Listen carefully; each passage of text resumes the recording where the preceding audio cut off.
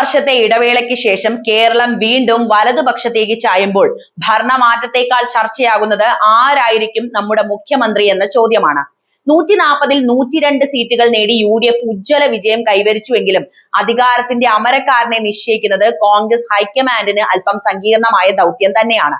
നിലവിലെ രാഷ്ട്രീയ സാഹചര്യങ്ങൾ പരിശോധിച്ചാൽ 3 പ്രമുഖ നേതാക്കളുടെ പേരുകളാണ് പ്രധാനമായും ഉയർന്നു കേൾക്കുന്നത്. VD സതീശൻ, KC വേണുഗോപാൽ, രമേശ് ചെന്നിത്തല എന്നിവരാണ് ആ പ്രമുഖർ. ഇവരിൽ ആരായിരിക്കണം നമ്മുടെ മുഖ്യമന്ത്രി എന്ന് നിങ്ങൾ ആഗ്രഹിക്കുന്നത് എന്ന് കമന്റ് ചെയ്യണം. ആരാകാനാണ് കൂടുതൽ സാധ്യത എന്ന് നമുക്ക് പരിശോധിച്ചാലോ. ആദ്യത്തെ പേര് മറ്റാരുമല്ല, നമ്മുടെ പ്രതിപക്ഷ നേതാവായിട്ടുള്ള VD സതീശനാണ്. VD സതീശന്റെ നേതൃത്വത്തിന് ഈ വിജയത്തിൽ വലിയൊരു പങ്കുണ്ട് എന്നത് തർക്കമില്ലാത്തൊരു വിഷയം തന്നെയാണ്, അല്ലെ? പിണറായി സർക്കാരിനെതിരെ അഴിമതി ആരോപണങ്ങളും അതുപോലെ ഭരണവിരുദ്ധ വികാരവും ജനങ്ങളിലേക്ക് എത്തിക്കുമെന്നതിൽ അദ്ദേഹം നടത്തിയ ചിട്ടയായ പ്രവർത്തനങ്ങൾ UDFന് വലിയ കരുത്തായിട്ട് മാറുകയാണ് ഈ തെരഞ്ഞെടുപ്പിൽ ഉണ്ടായിട്ടുള്ളത്. പ്രത്യേകിച്ച് സഭയ്ക്കുള്ളിലെ അദ്ദേഹത്തിന്റെ മൂർച്ചയുള്ള വാക്കുകളും അതുപോലെ തന്നെ കൃത്യമായ കണക്കുകളും മധ്യവർഗ വോട്ടർമാരെയും യുവാക്കളെയും സ്വാധീനിച്ച ഘടകങ്ങൾ തന്നെയാണ്.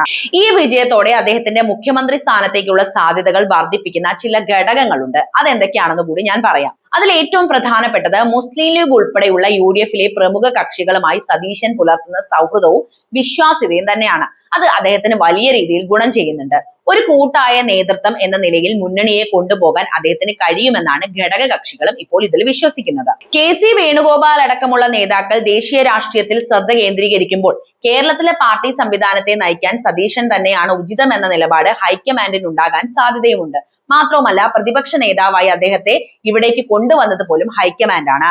അനാവശ്യ വിവാദങ്ങളിൽ പെടാത്തതും വികസന കാര്യങ്ങളിൽ വ്യക്തമായ കാഴ്ചപ്പാടുള്ളതുമായ ഒരു നേതാവ് എന്ന പ്രതിച്ഛായ അദ്ദേഹത്തിന് ഈ കാലഘട്ടത്തിൽ അനുകൂലവുമാണ്.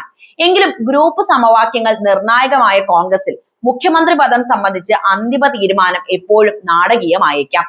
ഭൂരിപക്ഷം MLA-മാരുടെയും പിന്തുണ ആർക്കാണ് എന്നതും AICC നിരീക്ഷകരുടെ റിപ്പോർട്ടും ഇവിടെ പ്രധാനപ്പെട്ട തന്നെയാണ്. സതീശൻ മുഖ്യമന്ത്രിയായാൽ അത് കേരളത്തിലെ കോൺഗ്രസിൽ ഒരു പുതിയ തലമുറ മാറ്റത്തിന്റെ കൂടി തുടക്കമാകുമെന്നതാണ് മറ്റൊരു പ്രധാനപ്പെട്ട കാര്യം. VD സതീശന്റെ രാഷ്ട്രീയ ജീവിതം പരിശോധിച്ചാൽ വിദ്യാർത്ഥി പ്രസ്ഥാനത്തിലൂടെ വളർന്നു വന്ന് പാർലമെന്ററി രാഷ്ട്രീയത്തിൽ തന്റേതായ ഇടം കണ്ടെത്തിയ ഒരു നേതാവിനെയാണ് നമുക്ക് അവിടെ കാണാൻ സാധിക്കുന്നത്. എറണാകുളം ജില്ലയിലെ നെട്ടൂരിൽ ജനിച്ച അദ്ദേഹം KSU യൂണിറ്റ് പ്രസിഡന്റ് ആയിട്ടാണ് പൊതുരംഗത്ത് സജീവമായി തുടങ്ങുന്നത്. തുടർന്ന് KSU സംസ്ഥാന പ്രസിഡന്റ്, യൂത്ത് കോൺഗ്രസ് ഭാരവാഹി എന്നീ നിലകളിൽ പ്രവർത്തിച്ച അദ്ദേഹം മികച്ചൊരു സംഘാടകനാണ് എന്നും തെളിയിക്കുന്നുണ്ട്. അഭിഭാഷകനായി ജോലി നോക്കുന്നതിനിടയിലും പാർട്ടി ഏൽപ്പിച്ച ദൗത്യങ്ങൾ അദ്ദേഹം കൃത്യമായി നിർവഹിച്ചു. 2001-ൽ പറവൂർ മണ്ഡലത്തിൽ നിന്നാണ് അദ്ദേഹം ആദ്യമായി നിയമസഭയിലേക്ക് തെരഞ്ഞെടുക്കപ്പെടുന്നത്. അതിനുശേഷം നടന്ന എല്ലാ നിയമസഭാ തെരഞ്ഞെടുപ്പുകളിലും പറവൂർ വോട്ടർമാർ അദ്ദേഹത്തെ വലിയ ഭൂരിപക്ഷത്തോടെ വിജയിപ്പിച്ചു എന്നത് അദ്ദേഹത്തിന്റെ ജനകീയതയുടെ തെളിവ് തന്നെയാണ്. നിയമസഭയിൽ വിവിധ സബ്ജക്ട് കമ്മിറ്റികളുടെ ചെയർമാനായും മികച്ച നിലയിൽ അദ്ദേഹം സേവനം നടത്തിയിട്ടുണ്ട്. പ്രതിപക്ഷ നേതാവ് എന്ന നിലയിലുള്ള കഴിഞ്ഞ 5 വർഷക്കാലം അദ്ദേഹത്തിന്റെ രാഷ്ട്രീയ ജീവിതത്തിലെ ഏറ്റവും നിർണായകമായ ഘട്ടമായിരുന്നു എന്നതാണ് ഇവിടെ പറയേണ്ട മറ്റൊരു പ്രധാനപ്പെട്ട കാര്യം. ഗ്രൂപ്പ് രാഷ്ട്രീയത്തിന് അതീതമായി പാർട്ടിയെയും മുന്നണിയെയും ഒരുമിച്ച് കൊണ്ടുപോകാൻ അദ്ദേഹത്തിന് ഇവിടെ സാധിക്കുന്നുണ്ട്. നിയമസഭയിൽ സർക്കാരിനെ പ്രതിരോധത്തിലാക്കുന്നതിൽ അദ്ദേഹം കാട്ടിയ മികവ് ദേശീയ തലത്തിൽ പോലും ശ്രദ്ധിക്കപ്പെട്ടിട്ടുണ്ട്. പരിസ്ഥിതി വിഷയങ്ങളിലും വികസന കാര്യങ്ങളിലും അദ്ദേഹത്തിന് വ്യക്തമായ കാഴ്ചപ്പാടുമുണ്ട്.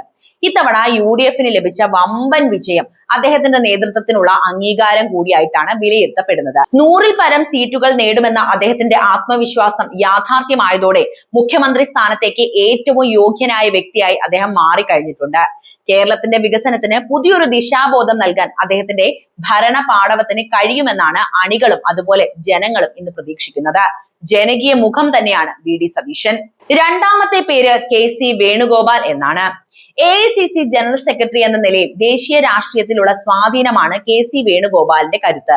രാഹുൽ ഗാന്ധിയുമായുള്ള അടുത്ത ബന്ധവും പാർട്ടിയിലെ സ്വാധീനവും അദ്ദേഹത്തെ പരിഗണിക്കാനുള്ള കാരണങ്ങൾ തന്നെയാണ്. എന്നാൽ നിലവിൽ അദ്ദേഹം MLA അല്ലാത്തതും അദ്ദേഹം മുഖ്യമന്ത്രിയായാൽ ലോക്സഭയിലേക്കും നിയമസഭയിലേക്കും ഒരുപോലെ ഉപതെരഞ്ഞെടുപ്പുകൾ നടക്കേണ്ട ഒരു സാഹചര്യവും ഇവിടെ ഉണ്ട്.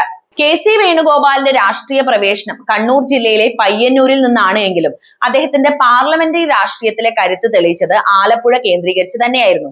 KSU സംസ്ഥാന പ്രസിഡന്റായും തുടർന്ന് 8 വർഷത്തോളം, അതായത് 1992 മുതൽ 2000 യൂത്ത് കോൺഗ്രസ് സംസ്ഥാന അധ്യക്ഷനായും പ്രവർത്തിച്ച അദ്ദേഹം കോൺഗ്രസിലെ മികച്ച സംഘാടകരിൽ ഒരാളായിട്ടാണ് അറിയപ്പെടുന്നത്. 1996-ൽ ആലപ്പുഴ മണ്ഡലത്തിൽ നിന്ന് ആദ്യമായി നിയമസഭയിലേക്ക് എത്തിയ അദ്ദേഹം തുടർന്ന് 2001, 2006 വർഷങ്ങളിലും വിജയം ആവർത്തിക്കുന്നുണ്ട്. 2004 ഉമ്മൻചാണ്ടി മന്ത്രിസഭയിൽ ടൂറിസം ദേവസ്വം വകുപ്പുകൾ കൈകാര്യം ചെയ്തുകൊണ്ട് ഭരണരംഗത്തും അദ്ദേഹം തന്റെ വ്യക്തിമുദ്ര പതിപ്പിച്ചു. പക്ഷെ കുറച്ചു കാലങ്ങളായി കേരളത്തിൽ അദ്ദേഹത്തിനെ കണ്ടിട്ടില്ല. സംസ്ഥാന രാഷ്ട്രീയത്തിൽ നിന്നും ദേശീയ രാഷ്ട്രീയത്തിലേക്കുള്ള അദ്ദേഹത്തിന്റെ മാറ്റം അതിവേഗത്തിലായിരുന്നു. 2009 ആലപ്പുഴയിൽ നിന്ന് ലോക്സഭയിലേക്ക് തെരഞ്ഞെടുക്കപ്പെട്ട അദ്ദേഹം രണ്ടാം UPA സർക്കാരിൽ സിവിൽ ഏവിയേഷൻ ഊർജ്ജ വകുപ്പുകളുടെ സഹമന്ത്രിയായിട്ട് പ്രവർത്തിക്കുന്നുണ്ട്. 2017 AICC ജനറൽ സെക്രട്ടറിയായി നിയമിതനായതോടെയാണ് കോൺഗ്രസിന്റെ ദേശീയ തീരുമാനങ്ങൾ എടുക്കുന്നതിൽ അദ്ദേഹം നിർണായക സ്വാധീനമായിട്ട് മാറുന്നത്.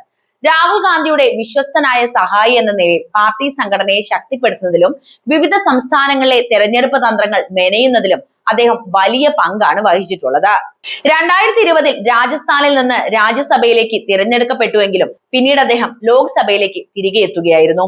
നിലവിൽ മുഖ്യമന്ത്രി സ്ഥാനത്തേക്ക് അദ്ദേഹത്തിന്റെ പേര് ചർച്ച ചെയ്യപ്പെടുമ്പോൾ പ്രധാനമായും ചൂണ്ടിക്കാണിക്കപ്പെടുന്നത് അദ്ദേഹത്തിനുള്ള ഹൈക്കമാൻഡ് പിന്തുണയും അതുപോലെ തന്നെ വിവിധ ഗ്രൂപ്പുകൾക്കിടയിലുള്ള സ്വാധീനവും സ്വീകാര്യതയും ഒക്കെ തന്നെയാണ്.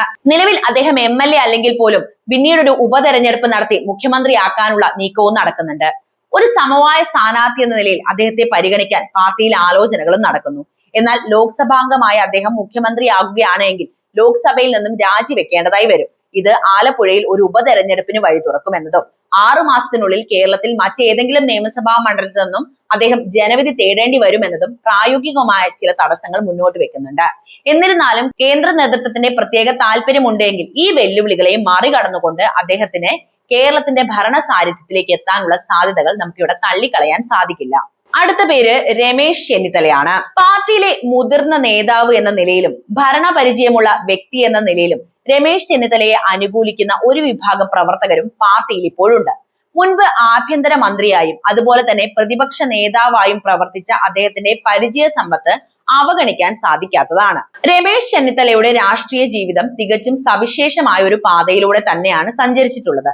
വെറും 26 വയസ്സുള്ളപ്പോൾ കരുണാകരൻ മന്ത്രിസഭയിൽ അംഗമായിക്കൊണ്ട് ഇന്ത്യയിലെ തന്നെ ഏറ്റവും പ്രായം കുറഞ്ഞ മന്ത്രിമാരിൽ ഒരാളെന്ന റെക്കോർഡ് അദ്ദേഹം സ്വന്തമാക്കുന്നുണ്ട്.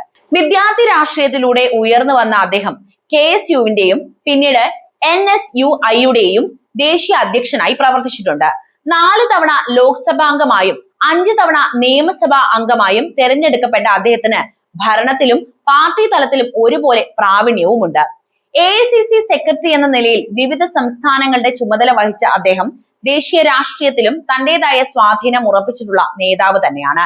മാത്രവുമല്ല, സീനിയോറിറ്റി വെച്ച് നോക്കുകയാണെങ്കിൽ ഉമ്മൻചാണ്ടിക്ക് ശേഷം മുഖ്യമന്ത്രി ആകേണ്ടതും രമേശ് ചെന്നിത്തലയാണ്. കേരള രാഷ്ട്രീയത്തിൽ അദ്ദേഹം ഏറ്റവും കൂടുതൽ ശ്രദ്ധിക്കപ്പെട്ടത് KPCC പ്രസിഡന്റ് എന്ന നിലയിലുള്ള പ്രവർത്തന കാലയളവിൽ തന്നെയായിരുന്നു. 9 വർഷത്തോളം പാർട്ടിയെ സംസ്ഥാനത്ത് നയിച്ച അദ്ദേഹം UDFനെ അധികാരത്തിൽ എത്തിക്കുന്നതിൽ വലിയ പങ്കാണ് വഹിച്ചിട്ടുള്ളത്. ഉമ്മൻചാണ്ടി സർക്കാരിൽ ആഭ്യന്തര മന്ത്രിയായിരുന്നപ്പോൾ നടപ്പിലാക്കിയ പരിഷ്കാരങ്ങളും പിന്നീട് പ്രതിപക്ഷ നേതാവ് എന്ന നിലയിൽ പിണറായി സർക്കാരിനെതിരെ ഉന്നയിച്ച അഴിമതി ആരോപണങ്ങളും, അതായത് സ്പ്രിംഗ്ലർ ആരോപണം, ആഴക്കടൽ മത്സ്യബന്ധന കരാർ തുടങ്ങിയവയൊക്കെ വലിയ ചർച്ചയായ വിഷയമാണ്. ഇപ്പോൾ ഹരിപ്പാട് മണ്ഡലത്തിൽ നിന്നുള്ള MLA ആയ അദ്ദേഹത്തിന് ഭരണരംഗത്തുള്ള ദീർഘകാല പരിചയം മുഖ്യമന്ത്രി സ്ഥാനത്തേക്ക് പരിഗണിക്കപ്പെടാനുള്ള പ്രധാനപ്പെട്ട ഘടകവുമാണ്. അതിൽ ഏറ്റവും എടുത്തു പറയേണ്ടത് 26ാമത്തെ വയസ്സിൽ മന്ത്രിയായ വ്യക്തി കൂടിയാണ് രമേശ് ചെന്നിത്തല എന്നതാണ്. UDFന് ഇത്രയും വലിയ ഭൂരിപക്ഷം ലഭിച്ച ഈ സാഹചര്യത്തിൽ ഭരണപരിചയമുള്ള ഒരു മുതിർന്ന നേതാവ് എന്ന നിലയിൽ അദ്ദേഹത്തിന്റെ പേര് സ്വാഭാവികമായും ചർച്ചകളിൽ വരുന്നുണ്ട്. പാർട്ടിക്കുള്ളിലെ മുതിർന്ന നേതാക്കളുടെയും I ഗ്രൂപ്പിന്റെയും പിന്തുണ അദ്ദേഹത്തിന് ലഭിക്കുകയും ചെയ്യും. VD സതീശനും KC വേണുഗോപാലും ഉയർത്തുന്ന വെല്ലുവിളികൾക്കിടയിലും ഒരു ക്ലീൻ ഇമേജ് ഉള്ള പരിചയ സമ്പന്നനായ ഭരണാധികാരി എന്ന നിലയിൽ രമേശ് ചെന്നിത്തലയ്ക്ക് ഹൈക്കമാൻഡ് എങ്ങനെ കാണുന്നു എന്നത് ഏറെ നിർണായകമാണ്. അതായത് ഇവിടെ തീരുമാനമെടുക്കേണ്ടത് ഹൈക്കമാൻഡ് തന്നെയാണ്. വരും ദിവസങ്ങളിൽ MLA-മാരുടെ ഇടയിൽ നടക്കുന്ന വോട്ടെടുപ്പും ഗ്രൂപ്പ് സമവാക്യങ്ങളും അദ്ദേഹത്തിന്റെ സാധ്യതകളെ സ്വാധീനിക്കുന്ന ഘടകങ്ങൾ തന്നെയാണ്. ഇനി പറയൂ, ഈ 3 പേരിൽ ആരാണ് നമ്മുടെ മുഖ്യമന്ത്രിയായി വരാൻ യഥാർത്ഥത്തിൽ യോഗ്യതയുള്ളത്?